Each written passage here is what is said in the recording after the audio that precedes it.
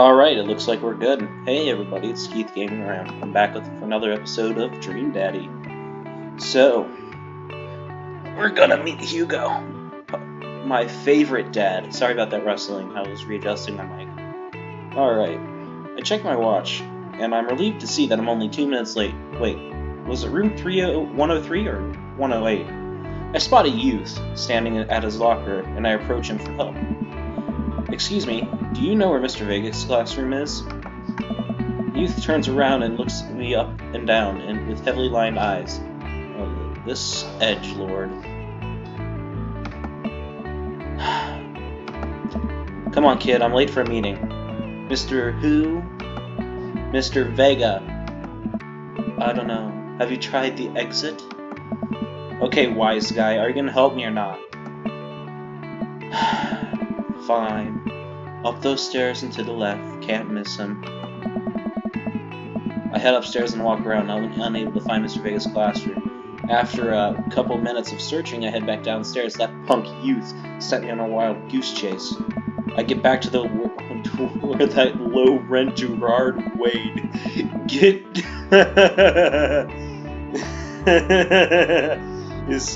Gerard Wade is standing, fully ready to give him a piece of my mind.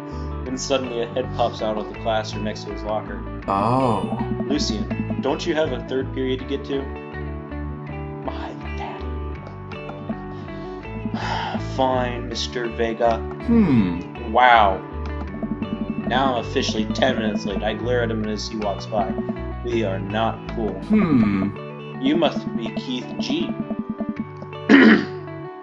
This period's almost over. Would you mind waiting in the back? Mr. Vega leads me in, and I take a seat in one of the comically small students' desks in the back. I might get stuck in this. Oh. Alright, where were we? Now, who can tell me about the unreliability of the narrator in J.D. Salinger's Catcher in the Rye? Yes, Colin? Colin stands up and does the thing where he blows into the crook of his elbow and makes a fart noise. Like that. The whole class erupts in laughter. Oh. Alright, everybody. Very funny, Colin. Please sit down, you edgelord. Now, Holden Caulfield is an unreliable narrator in the sense that the bell for the end of the period rings. All the students immediately get up and make a break for the door. Whoa! Remember to do the reading and answer the response questions on page 194 in your textbook. Nobody's listening. Oh. Or not, I guess. Mr. Vega turns to me and sighs. Middle schoolers, right? Don't you teach high schoolers? Both, you know. Bunch of cuts. Right. Oh. Thanks so much for coming in. No problem, Mr. Vega. Please, call me Hugo. I don't normally do these impromptu parent-teacher meetings, but I'm sure you know Amanda is a very bright student, and I'm concerned about her recent behavior. What's going on? Goodness me. I don't know. Amanda has never been the most engaged student, but I know she cares. Recently, though, she's been falling behind. She's not completing assignments and has been doing rather poorly on tests. I'd normally chalk this up as, senioritis, but... Oh, oops. Please don't ruin anything. Please don't ruin it. Okay, good. This is strange. I thought Amanda always shared everything with me. It hadn't even crossed my mind that something might be wrong.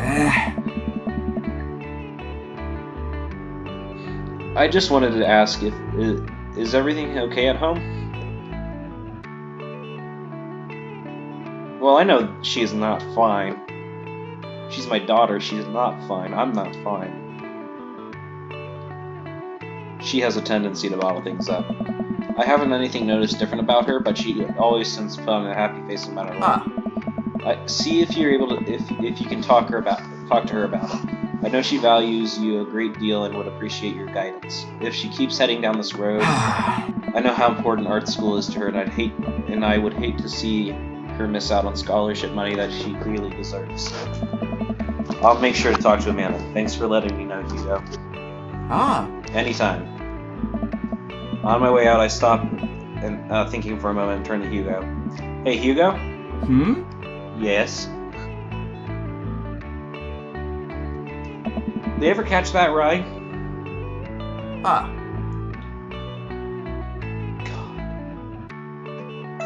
Yes. I leave the classroom and make my way out of the school. I'm still a little bit in shock that Amanda was able to hide this so well from me. She has always been such a force for positivity in my life, especially after we lost her mother. Amanda must be done with classes for the day by now. I'm sure she would appreciate a ride home, and maybe I could talk to her about what's going on. I pull up to the carpool and Amanda hops in the passenger seat. So, did you have fun gossiping about me? Mr. Vega and I actually gossiped about our celebrity crushes. So you talked about Mario Batali the whole time? It was a very productive meeting. I'm pretty hungry. Can we grab some dinner? Sure thing. Let's go to the mall food court and get dysentery. Does that sound good to you? Yeah, sure. Why the mall? Geez, can't a dad take his daughter to the mall? Will you buy me things? I will buy you a thing, singular. Oh man. Hate it when my parents did that. Like, I'll buy you one thing. Oh. Sounds like a deal to me. We drive in silence for a short while. Amanda plays a game on her phone. I should say something. You know, sometimes when a kid gets older, they find that they have to keep things hidden from their parents, and that's okay because sometimes that's what kids do. And that's okay, but also sometimes it's good to have a parent's perspective because you know maybe the parents have also dealt with similar situations. And maybe they're a little cooler than what you give them credit for. Anyways, what I'm trying to say is, it's good to share. Love you. Have you been reading my tweets? You have a Twitter? What? Never mind. Look, sweetie, Mr. Vega said you hadn't been participating in class and that you're not turning things in. Oh, I'm fine. Pops, senioritis and all that. I thought you liked Mr. Vega's class. It's fine, he's fine. We pull up to a stoplight and I Amanda, she's still texting. I wanted you to know you can talk to me about anything. Uh-huh. I can tell whatever it is, she doesn't want me knowing about it. That's frustrating. I heard Emma R is going to that fancy art school in California. That's exciting. Yep. Are you bummed that you guys aren't going to the same school? Yep. Amanda keeps texting. She stifles a laugh. What's so funny? I don't think you get it. Okay. Who are you texting? Oh. Noah? Who's Noah? My friend. Does he go to your school? Yep. Do you like Noah? What? No. Dad! Ugh. I can't believe that you would... Dad! I mean, jeez. Why would you... Ugh. Gross. Sorry. Just asking. 1 second, guys. I'll be right back.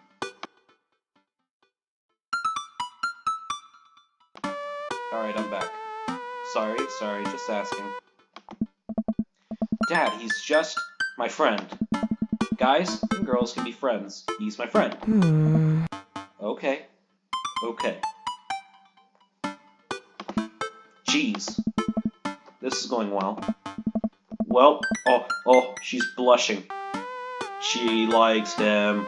I know she does. Look at, she's blushing. Well, good talk. Love you, kiddo.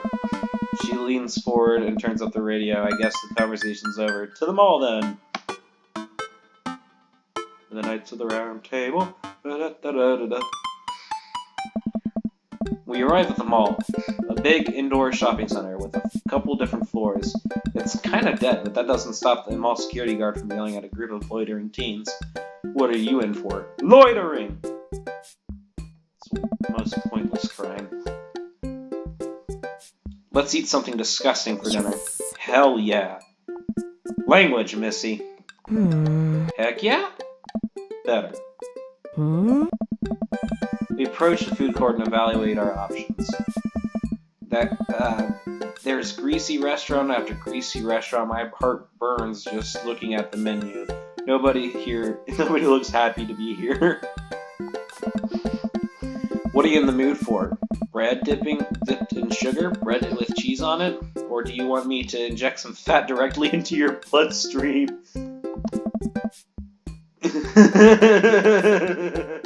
I extend my hand to her. Would you do me the honor in sharing some nachos? She takes my hand with a grin. It would make me the happiest, cheesiest girl alive. Hey, I thought you didn't like puns. We order a giant pile of nachos and an unnaturally orange cheese from a very unenthusiastic, possibly stoned teenager. We take seats at a rickety table and dig in. What? These are bad. These are very bad. But also strangely delicious. We have to eat through the pain. We enjoy the fluorescent cheesy goodness together until we are out of nachos. So, something's been bothering me for a while. Can you explain memes to me?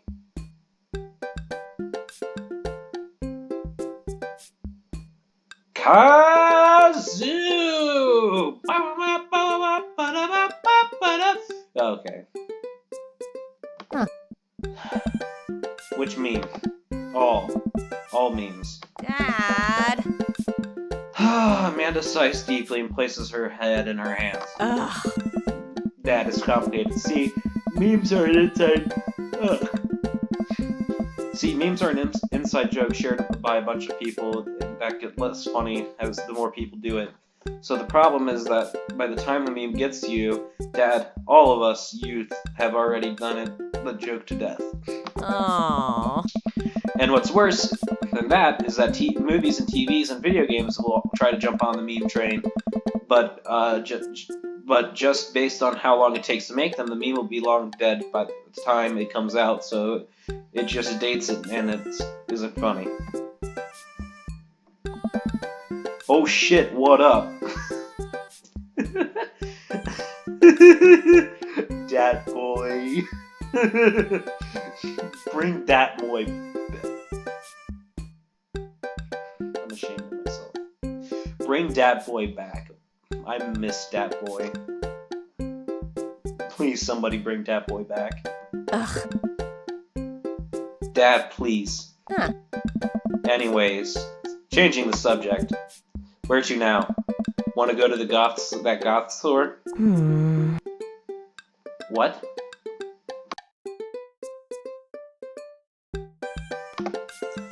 What?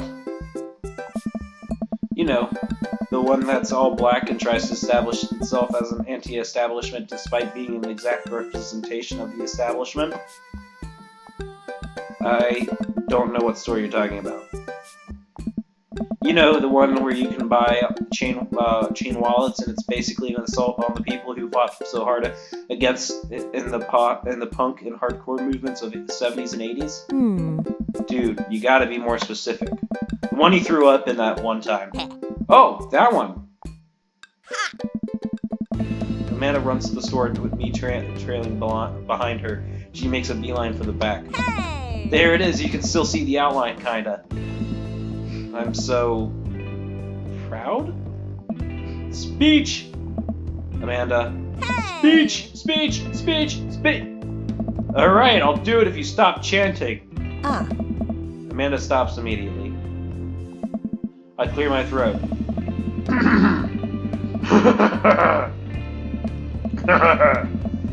Thank you all for joining us here today to commemorate the historical moment that would forever shape history.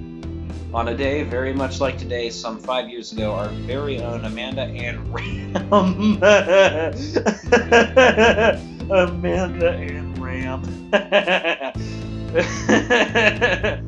had too much blue raspberry slushy on an outing to the mall. Amanda Ann Ram. After begging her father to take her to Dead Gotham Beyond to buy rainbow suspenders, she proceeded to throw up over a display of My Chemical Romance merchandise. Her loving father then had to pay for said merchandise, which to this day remains along our possessions. Thank you. Amanda is moved. She begins clapping, slow at first, then faster and more vigorously. Several other patrons turn their head. One of them starts clapping. I bow my head. Oh, hey, chain wallets! While Amanda busies herself with the band t-shirts, I try to find something of interest to myself. Not much for a dad to look at in Dead Gotham Beyond. Ironic mugs! I'm suddenly stricken by fear. If there's only one number one dad, then how are there so many mugs that say that? This whole time, I thought I was the only one. If I'm not number one, where do I place my global dad ranking chart? I have to do work. Look, this is very important to me. I overhear a stifled argument at the cash register. An older gentleman is carrying a garment in it and showing it to a bored-looking cashier with pink hair. I can see that. I don't know what to tell you, dude. I just work here. Listen, I bought this online. The website said this blouse was Victorian inspired. However, when I received it, it clearly held the trademark of an Edwardian dressage. Do you want a coupon? If I give you a coupon, will you leave? If I give you a coupon? Is there a manager present? People have to know what they're buying. I am the manager. I see.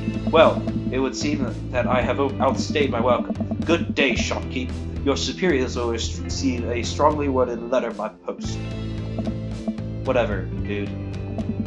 The man whirls around and storms out, his literal coattails trailing behind him. I can't tell if they're Victorian in spider or Edwardian in nature. Amanda chops up to me with the t-shirt in hand. Oh boy, here it comes. Oh. Hey, Dadtron 5000. Yes, I'll buy it for you. Wow, that was easy. Thanks. At least it's only one this time. Amanda plops the shirt on the counter and grins at the cashier. I love your hair. Oh. The cashier says nothing and rings Amanda up. Radiating hatred, I hand her a 20. So what was that guy's deal? The cashier rolls her eyes so hard I'm worried she'll pull a muscle. Or she might pull something. That's Damien. He's in here all the time. He's obsessed with Victorian fashion or whatever. She hands Amanda her bag and it's clear the conversation is over. We make our way out of the store and head home to get some rest. Amanda and I sit on the couch trying to find something to watch over the bowls of ice cream. Oh cool! Long Haul Paranormal Ice Road Ghost Truckers is on. Your favorite, right? Oh hell yes! They have to make it over the Canadian tundra before the ice road melts, but they're also hunting ghosts. That's like literally something that I would actually watch. I love ghost shows. Also, the trucks are haunted. This is an episode I've already seen, but it's one of the best. Colin and Flint Dogphone, the twin brother truck driving ghost hunting duo, find themselves in the greatest peril yet. Oh no! The ghosts got control of the truck. I can't steer on them there damn ice roads. Let me use the EVP meter to try and communicate with spirits. Flint, we're about to die. I almost got it. If you listen carefully, it sounds like it's saying, you're going to die. That's because we're about to die, This is art. And the episode ends, and Amanda excuses herself to go start arguments on the internet. Another thing that I would do. I stay up a little longer, curious about the exploits of Callum and Flynn Dogbone after their disastrous ice road accident. Afterwards, I crawl into bed and get a good night's sleep.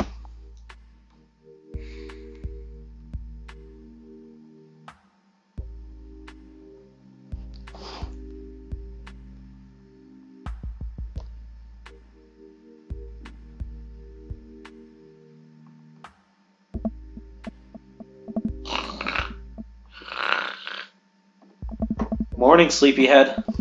5 more minutes. You have never, ever let me have 5 more minutes, so get up. Fine. We have cereal for breakfast and spend the morning putting together furniture. Amanda is much better at interpreting the tiny manuals. We are able to put together a few shelves and one desk. I'm pretty sure it was supposed to be a bookcase, though. But who cares? So, you excited for the cookout today?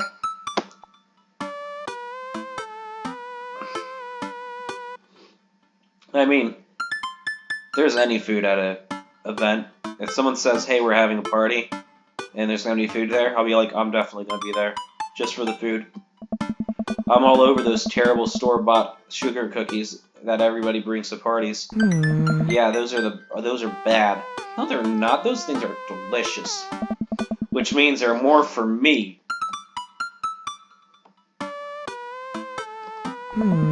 Don't you want to meet some of the people in the neighborhood? I'll probably end up standing uncomfortably in the corner with a plate of food and hope that nobody talks to me. And hope that nobody talks to me. Yet another thing that is just like me. If I'm at a party, I just don't want people talking to me. Dad, you're a beautiful work in progress. We will get that butterfly to emerge from the cocoon. The social butterfly. Well, we better start getting ready. We definitely don't want to be late. What? No, we have to be fashionably late. Who shows up to a cookout on time? Pretty much 95% of the population. You know what? We're going early, just because he said that. I head out the door and Amanda reluctantly follows. We walk across the street to Joseph's house, that scumbag, with a store-bought veggie plate. I'm a terrible cook if it doesn't involve a grill. I guess we're not as early as we thought. Joseph's backyard is already packed with people, and the smell of hot dogs wafts through the air. Small children run through the sprinkler, and adults chat in small clusters. I set our veggie plates down on a table next to the other veggie plates. Hey, there's the scumbag. I wave to get his attention. Don't do that. Don't do that. The moment he sees us, he jogs over, arms open wide. Do not hug me. Oh. Yeah, that's definitely arms open wide. His hands are together. Welcome. I'm so glad you two are here. And you brought veggies. Let me introduce you to my family. Kids, come on over here. This is Chris, my eldest. Hi.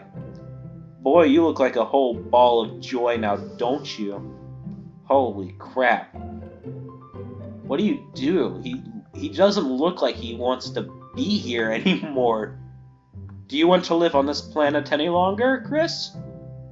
You do not look very happy. You are not a happy camper. Get out of here. This is Christian and Christy, they're twins. Whoa! They stare creepily and say nothing.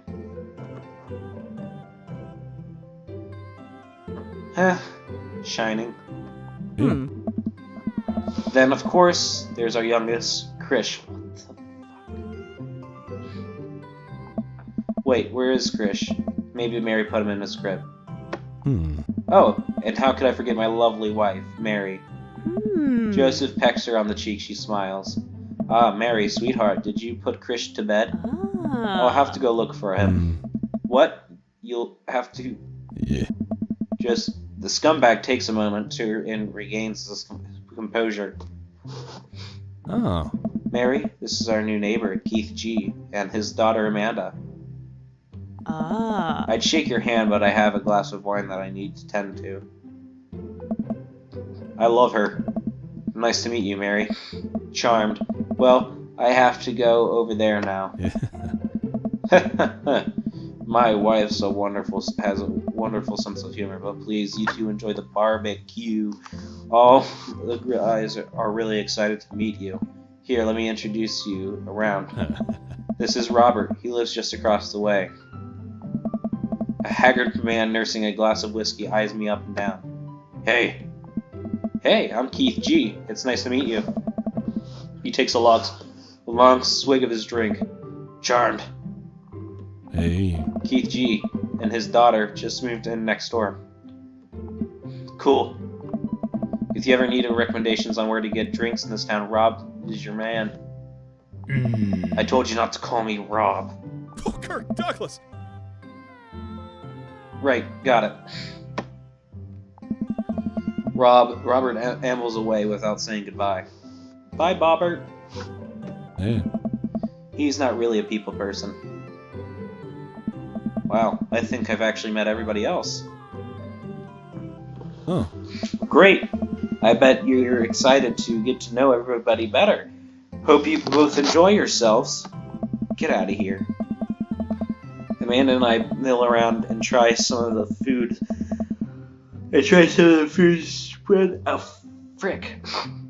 of the food spread out on the table. I picked at some deviled eggs. Amanda grabs a small paper plate and immediately begins piling it with baked goods.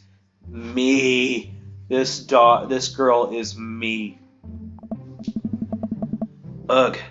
I don't want to have to make new friends. Dad. Come on, Dad. Who are you gonna party with once I go off to school?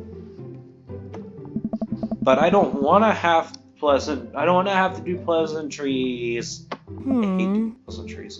Dad. Ugh. They're gonna want to talk about the weather. Oh. Go do it. Make a friend. But how could I possibly abandon my own child as a social function? That's bad parenting. This plate of cookies is my new dad. Bye.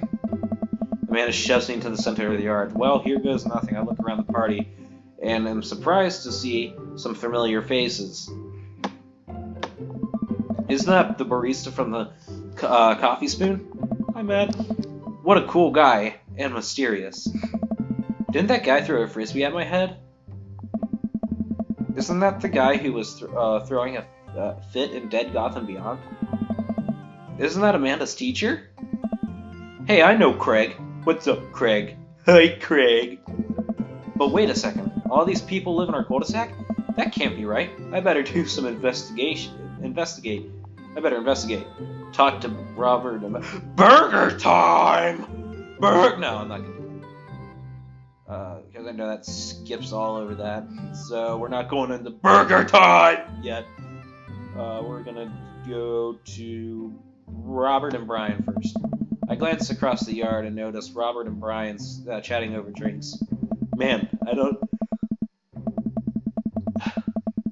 think I want to deal with being one-upped by Brian right now, but I guess I could live to learn. I guess I could live with learning more about Robert. Oh no, they caught me staring. Oh no, Brian's waving me over. Shoot. 1 second, guys. I do something with my allergies right back. I'll be back momentarily.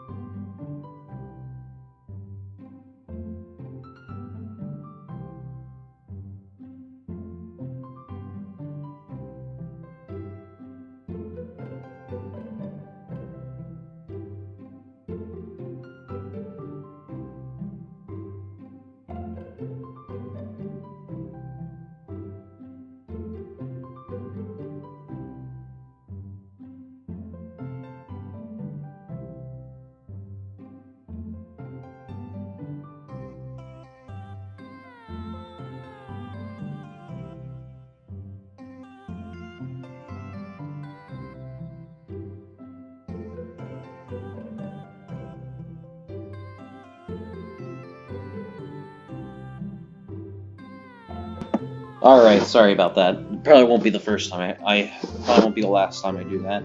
Alright, I flash a smile and walk over. I accidentally muted it again. I flash a smile and walk over to them. Hey, guys. Keith G. How the heck are you? Settling into the neighborhood alright? Oh, you betcha. Got the living room in order at least. Ah.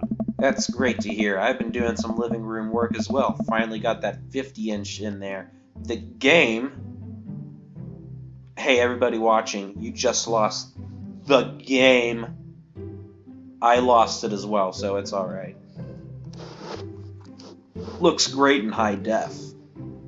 The game looks great in high def. Oh boy. Keith G. Have you met Robert yet? Yeah, we've met. Robert regards me over his whiskey. Good seeing you again.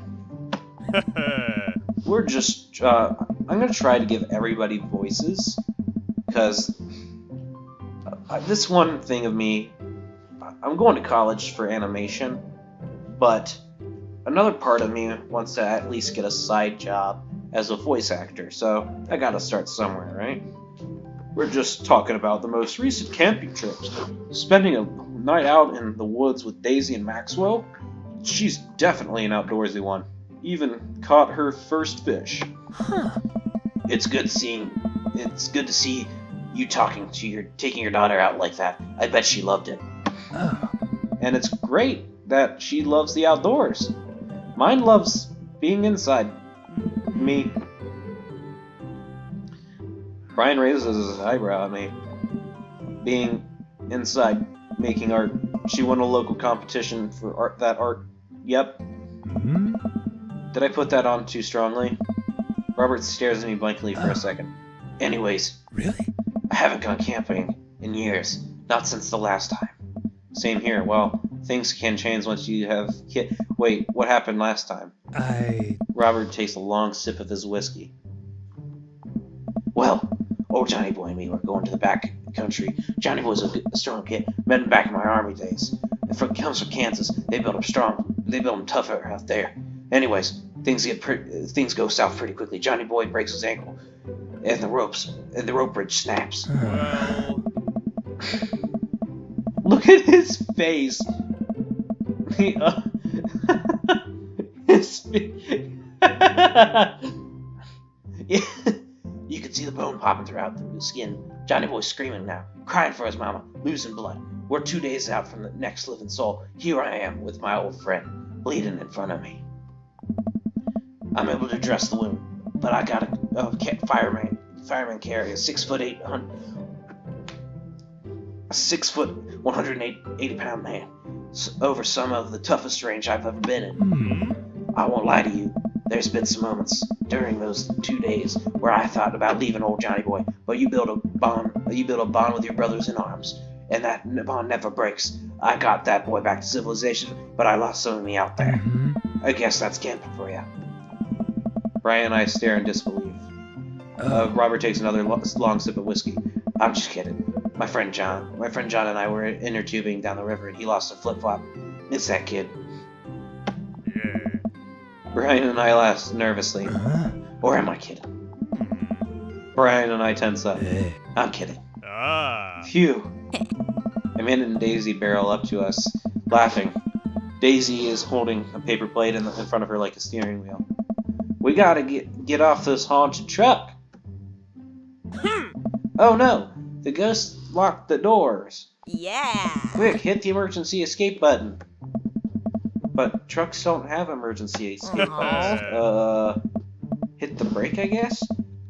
Then we'll get out of the truck. Eh? The imaginary truck. Anyways, we're safe from the ghost. But how will we ever survive this Arctic tundra? Daisy, you might have to eat me. Are you prepared to do that? I'm prepared to do anything to survive. The face of murder. That's cold-blooded. I like that. Although I'm not sure I have the materials required to properly cook you. Mhm. You know, that reminds me last time I went skiing. Robert! Ah. Wait a second. Are you guys playing long haul Ice Road Paranormal Ghost Truckers. Yeah. Amanda and I love that show. Ah. It's the best, especially that episode where Callum hides Flint's keys and Flint retaliates by breaking an ancient curse and sending the spirit after him. Yeah, it's such quality reality television. I don't watch a whole lot of television, but I do enjoy that show. That and more documentaries. Alright, Daisy, I found us a couple bugs. They're gonna make a great meal, lots of protein. Gonna keep us from starving out in this harsh, icy wasteland. But there's a whole table of food right over there. Remember, Daisy, this is a game. We're playing pretend. It's what kids do. Live a little. Amanda gives Daisy a handful of gummy worms from the snack table. They eat it with mock disgust. Let's go find some kindling for a fire. Yes. Okay. But not an actual fire. Because we're playing pretend? Yes. Now you're getting it. Daisy and Amanda run off. What a cute couple of kids. Aha. Man, I've never seen her get along with anybody so quickly. I guess Amanda just sort of has a way with kids. Yeah. That's kind of amazing. Daisy doesn't really get along with any kids her age. It's nice to see that he's not trying to one-up me this time. Maybe we can have a regular friendship after all. Really? She's just kind of keeps to herself. Her teacher says she spends every recess in the library. I think the other kids are intimidated by her intelligence. There it is. I wouldn't worry about it too much. Amanda was shy at Daisy's age. She used to have a habit of crawling under tables and crying every time he took her to a restaurant. She bit people too. Aha. Oh, kids, right? Gotta love them. You're required to by law. I hear that. Oh. Well, since they're all getting along so well, maybe we should try putting together a little play date for them. They do seem to get along really well, but the thought of continually hearing about Brian's accomplishment is rough. Yeah, that'd be nice. Hey. Well, I don't want to take up too much of your time. Go meet some of the other fellas.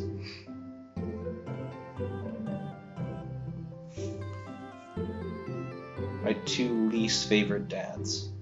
I mean, Damien's not that bad. I like Hugo, then I like Craig, then I like Brian. Like Hugo, Craig, Robert, Brian, Matt, Damien, and then Joseph. That's my thing. Talked to Matt, Hugo, and Craig. Oh. Okay, hi people. Matt and Hugo seem to be embroiled in an intense discussion. Craig looks on, smiling politely. I walk over and say hello.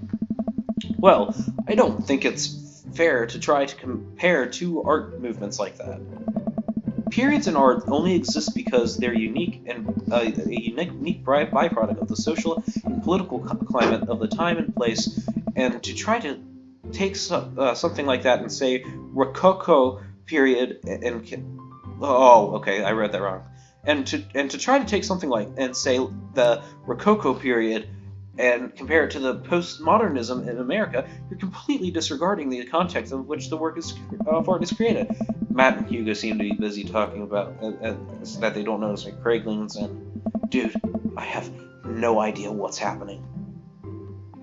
Talk to Craig. I turn my attention to Craig, who seems a little bit more attentive to my existence. How did the resistance training go out the other day? Great! Little River here is a great cheerleader, aren't you, tiny bro? Craig grabs River's arm and waves him around. Oh. You can do it, Dad. I'm so proud of you. I'm sorry for pooping on you. She must be a handful at that age.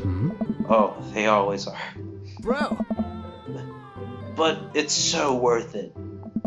Craig grabs River's arms again and waves him around. Oh man, I love Craig. Oh. Also, I'm sorry for throwing up on you, Dad. How you settling in? I never get to. New place is it's really cozy. The neighborhood's beautiful. I'm so glad we moved here. And I'm even more glad that we're right next door to my old best friend. Craig gives me a playful punch on the shoulder. Ow.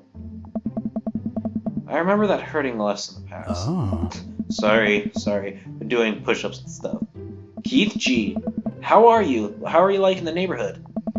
It's pretty nice. Everybody here is super friendly. Hey.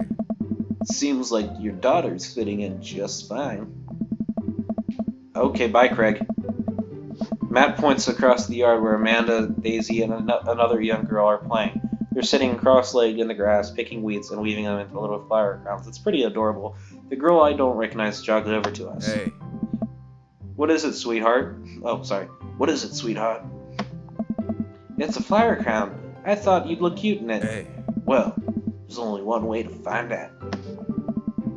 Matt takes a flower crown and places it on top of his head. Hey. Am I cool now? The girl stares at him, thinking it over.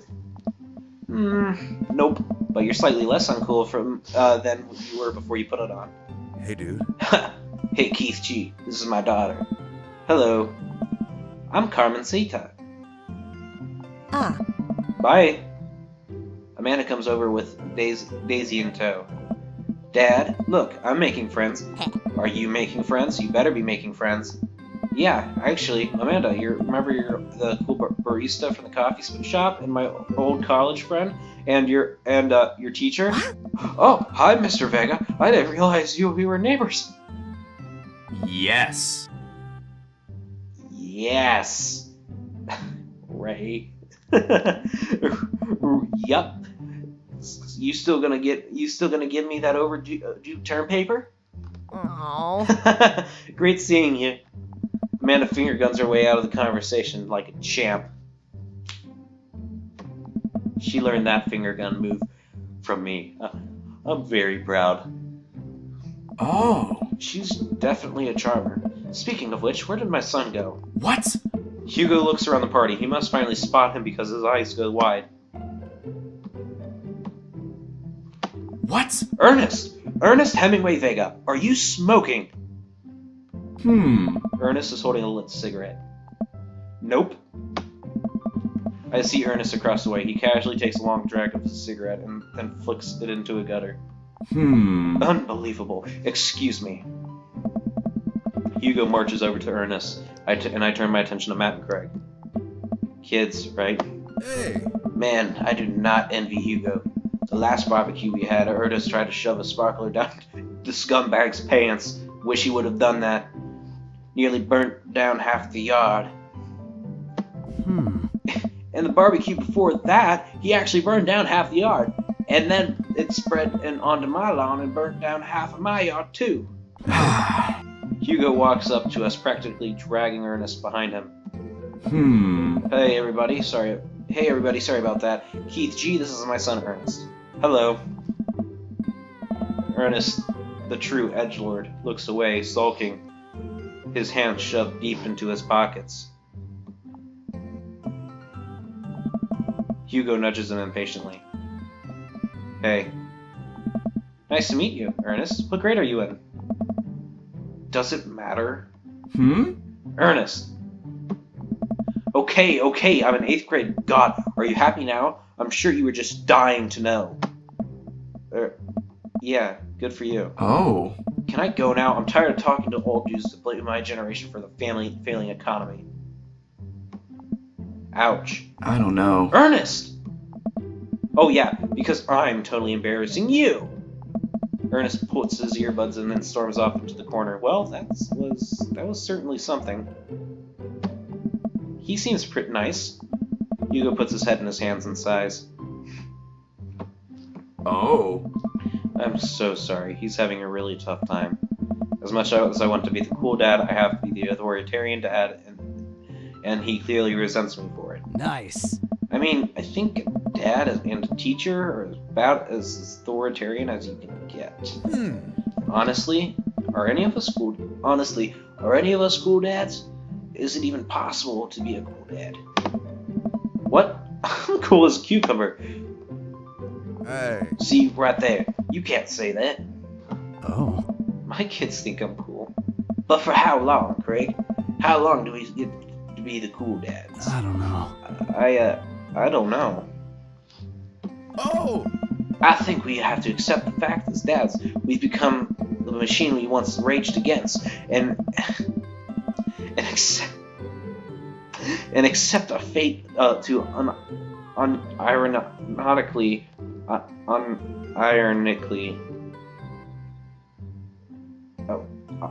unironically wear socks with sandals. Your kids may think you're cool now, but the moment they hit puberty, you're doomed. Amanda's 18. She still thinks I'm cool. I yell across the yard to my daughter, Amanda! I'm cool, right? Amanda just laughs. She keeps laughing. I see your point. Oh no. As much as we all want it, I don't think it's important for us to be cool dad as it is for us to be a good dad. I can't be the best friend. We can't all be the best friends with our kids. It just doesn't work. I mean, look at me and Ernest.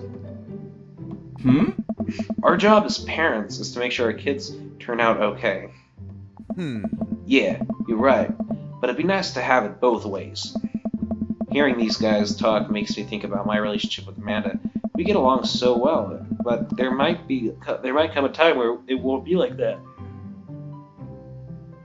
Is college when that happens? Oh. Don't let it don't let it eat up your time. Don't let us eat up your time, Keith G. Go meet some of the other people around from the neighborhood. And I don't want to go talk to these two.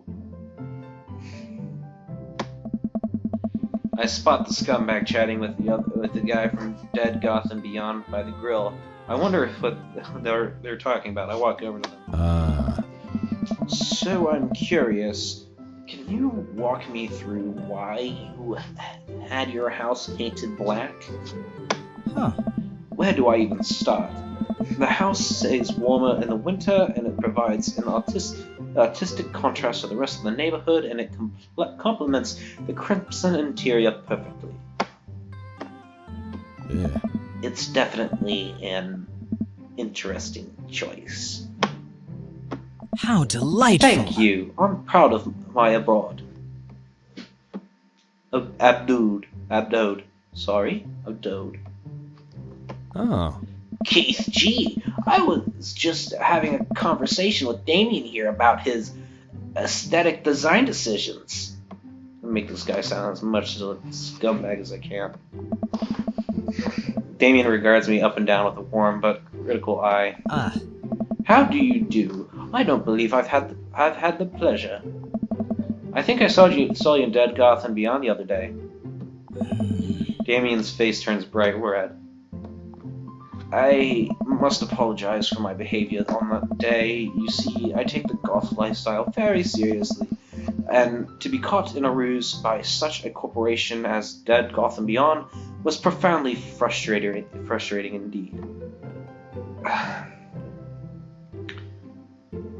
I can't really agree with that, because I worked retail, and I worked at a grocery store, and there is stuff like that when that happens, and it was just so ridiculous. And then I now work at a fast food restaurant, and we just the other day had this lady come in. We also serve ice cream at this restaurant, and she wanted this, and she ordered some, and we were making it for her, and we got caught up with a whole bunch of other orders because they were just overflowing. And this lady is just like, I've been here for 30 minutes. If you'd like to give me my money back, I will gladly not take the orders. And I look at the timer when that happens, because the orders are timed. She had placed the order in 10 minutes and 38 seconds prior to when she started bitching. And then she starts getting on the drive-through girl who's not even doing the cold line, which was myself, and I was doing 50 different things at once, and I was trying to get to the cold line to get all these stuff made, and no one was letting me get to it, and I had to get to it. And I finally got to it and made it for her, and she's like, took you long enough. I was like, alright, okay, wow, But anyways, I hate it when people are like that, because it's just really, it upsets me. Anyways, I hope you know all my anger may have been justified, which it was not. It was no such way for a gentleman to act. It's okay, ma'am. Not! Do tell me about yourself. Are you new to the area? Yes, my daughter and I just moved in the other day. She was the one I took to the Dead Goth and Beyond. Very good taste on her part. Does she partake in the goth lifestyle? I think for a second. I look over at Amanda, who's hanging out with some of the older kids in the neighborhood. Oh my! Hey, Amanda! Would you consider yourself a goth? Amanda yells back, I wouldn't necessarily try to fall underneath one specific label, but if I guess I'd have to choose that I would more describe myself as a twee hipster with some Norcombe leanings. Bats are cool though. Ah, pity. Are you enjoying the party so far? Oh, definitely. Thank you so much for putting this on. It's nice to be in a cul-de-sac where everybody's so friendly and welcoming, except for you. Hey. Amanda walks up to the conversation. I also like Lost Boys a lot. Really good movie. Does that count as goth? That would, my dear. My dear. I don't believe I had the pleasure of meeting Damien Bloodmarch at your service. Damien finishes a sentence with a flourish and a bow, and produces a single rose and offering it to Amanda. Amanda blushes and returns the gesture with a curtsy. My, do you know how to treat a lady? Hey. Hello, Amanda. Seemingly out of nowhere, Joseph's twins kids appear. Are they speaking in unison? Hey, won't you come play with us? Come play with us forever. Guys, enough with the creepy twin shtick. We talked about this. Christine and Christy slowly back away. Where do you think they got that from? Mary pops into the conversation, wine in hand. I don't know. Mary takes a long sip of the wine. Oh my god. I think I might have taped over their VeggieTales VHS with The Shining. Who knows? She takes another long sip of her wine. Where's Krish? Wasn't he with you? Yeah. You had him a moment ago. He's probably stuffing dirt in his mouth. He'll be alright. Toddlers are pretty resilient. Mary tips her glass to me. Ain't my first time to the rodeo. It's my fourth. I've had to squeeze four little sweetheart. Sweetheart, would you do me a favor and please find Krish? That would be great. Oh my god. I'm sure he's fine. Mary? Okay, jeez. Mary finishes her wine and wanders off. Dad, can we go now? Ah, Lucien. Have I introduced you to Keith G yet? Hey, it's that punk from Amanda's school. I remember you. Whatever. That's no way for a young man to speak to his elders. Be polite. Lucien bows. Whatever, sir. Lucien bows again. Mr. Christensen, may I have a veggie burger, sir? Coming right up, bud. Are you vegetarian? Yup. Make that 2 veggie burgers. Did you know that some people in the Victorian era were vegetarians? They described carnivorous people as bloodlappers. Dad. That's really interesting, Damien. Joseph turns to the grill. Just a hint of a tattoo peeks from underneath the sleeve. I can't believe I didn't notice it before. It looks like the bottom of an anchor. Whoa, is that a tattoo? Excellent. Yup. I wasn't always a youth pastor, you know. That's so cool. Want to see mine? What? What? Lucien pulls back some rubber band bracelets revealing a lopsided 666 in the black ink. My buddy gave me a stick and poke tattoo last week. I think it's healing up pretty good. Lucian! We'll talk about this later. Huh. That's pretty cool. That's pretty cool. What's the significance of the tattoo? I don't know. I just thought it looked sick. Well, in my opinion, the only reason you need to get a tattoo is because you want one. Careful though, that number carries weight. Man, Scumbag is not cool. Even though he's a youth pastor. I figured that youth pastors popped out of the womb with a Bible. I wonder what he did before preaching. Oh. And without further ado, let's work some magic. Joseph closes his eyes and takes a deep breath and gets to work with the greatest of ease. He sets the patties on the grill, flourishing as he flips the spatula in the air. It's easily some of the best grill work I've ever seen. You guys think this is my first time in front of a grill? He's working faster now, effortlessly tossing cheese onto the patty and perfectly grilling onions on the side. One after another, the dads take notice and crowd around Joseph and admire his masterful technique. Oh, man, I just ate and now I'm getting hungry again. Oh. You probably didn't know this, Keith G, but Joseph's known around here for his grillmanship. Hey. He's unbelievable. Hey! I've tried to get on his level, but I just can't catch up. Oh. Let us keep studying his rare quality about him. Mustn't we keep talking about this? Can't we appreciate the artist? Oh. I've never seen him make a mistake. Oh. Okay, we need to stop this. This is getting too cheesy. Please stop. All of the children in the parties threw the glorious display of puns in unison. All right, guys. Please, the food's ready. Please form an orderly barbecue. Amanda groans, and we all grab our food and hang out, enjoying perfectly cooked cheeseburgers. Aye. Man, it's so wild how all of us dad live in the same Hey. cul-de-sac. Kinda nice, isn't it? Feels like there's a real community here. Totally helps when you're just a single dad trying to raise a kid. Oh.